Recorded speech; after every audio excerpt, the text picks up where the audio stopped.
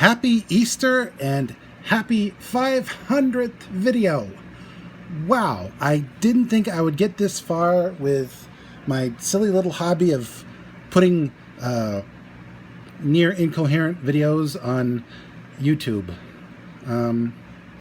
It feels like an eternity since I joined this community, and honestly, I couldn't have done it without the various people who see my videos once or twice and then forget about them. I may not get a lot of views or likes. I may not have a lot of subscribers, like around 300. But honestly, I'm grateful for everyone in this community.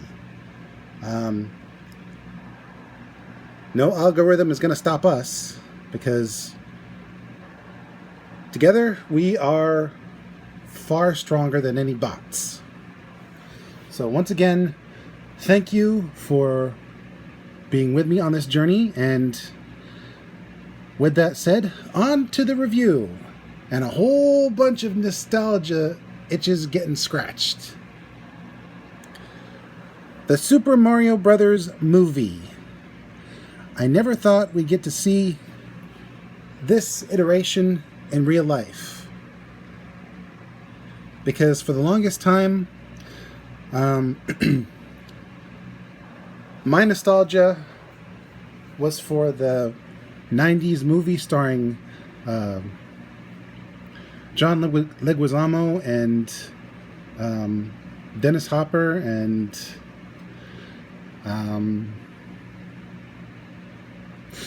the British guy whose name I can't remember right now. Oof. I hate it when that happens. But bottom line, for me, that was the nostalgia.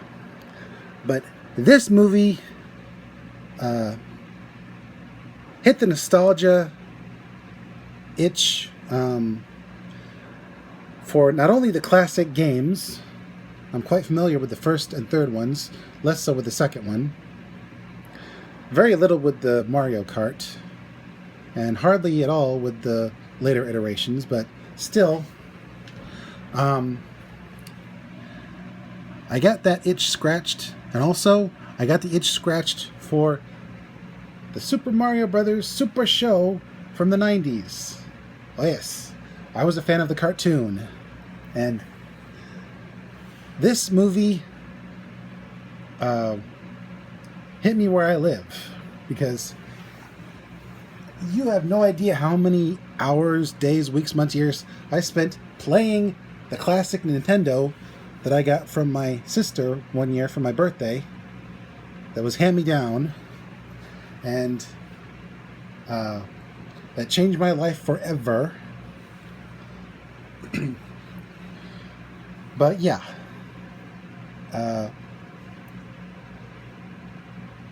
this film was awesome. Borderline perfect. It wasn't too long. It wasn't too short.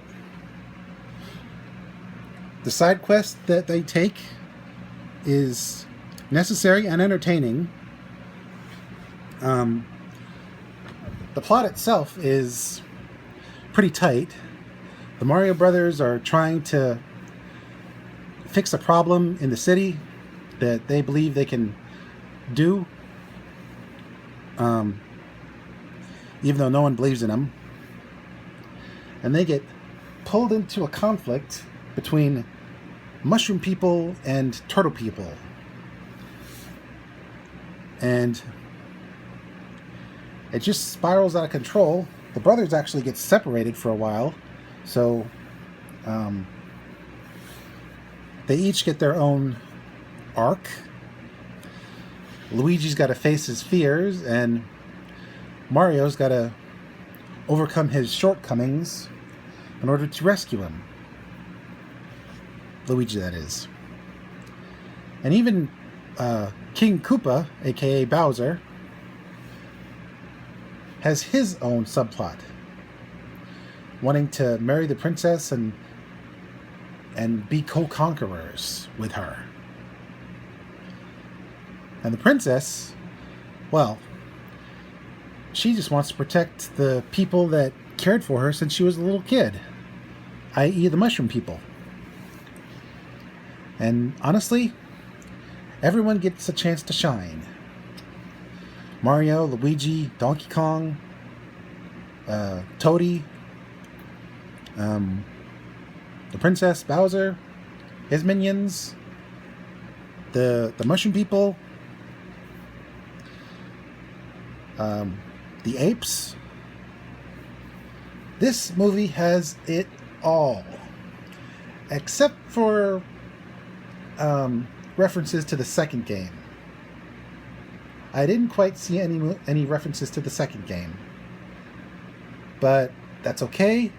Everything else was here, and I'm sure eagle-eyed viewers will spot stuff that I didn't. But yeah, it was pretty tight. The casting was pretty good. Chris Pratt was a surprisingly decent Mario, and Charlie Day, the guy from It's Always Sunny in Philadelphia, the one from the crazy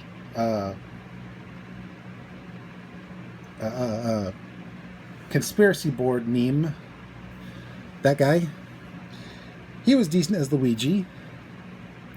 Seth Rogen as Donkey Kong was pretty decent. He toned down his Seth Rogen-ness to bring out his inner Donkey Kong-ness. Anya Taylor-Joy played Princess Peach as, I wouldn't say deadpan, but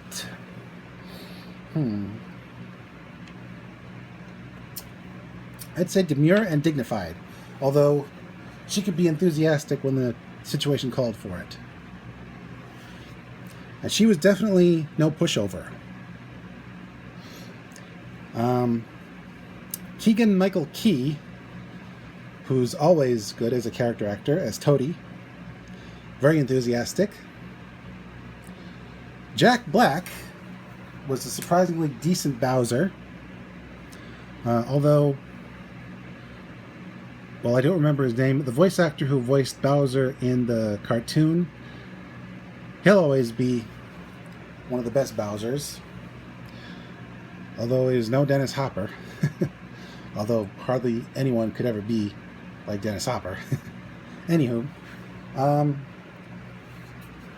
but yeah, everybody in the cast did really good. I don't think anyone overshadowed their character or each other. They gave real heart to these characters, who for the longest time were literally one-dimensional. Well, two-dimensional. The animation was awesome.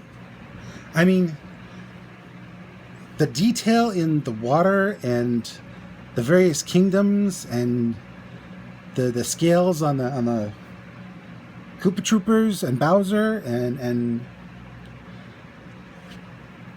the realism of the various characters and worlds on display was staggering. I mean, it felt like the classic cartoon writ large. And it made goofy characters threatening in a good way, and gave simple characters depth. Just true applause to the animators. They earned their paychecks and some big old bonuses. The music was a combination of the classic Super Mario tunes in more of a big band style, but still maintaining the flavor of the classic music, and also some classic 80s rock, which fit the tone really well. So overall, I have nothing to complain about with this movie. It was like a love letter to people like me who were 80s babies and 90s kids who cut their video game teeth on the original Super Nintendo. And